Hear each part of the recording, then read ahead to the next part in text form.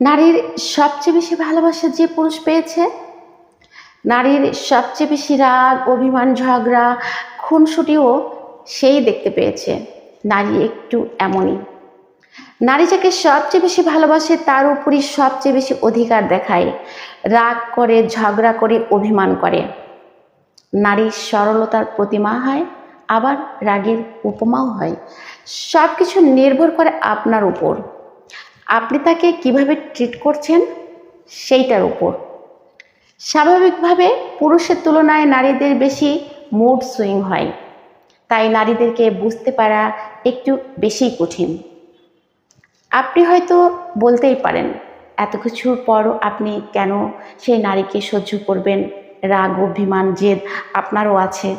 শক্তিমত্তার বিবেচনায়ও তার চেয়ে বেশি শক্তি সৃষ্টিকর্তা আপনাকে দিয়ে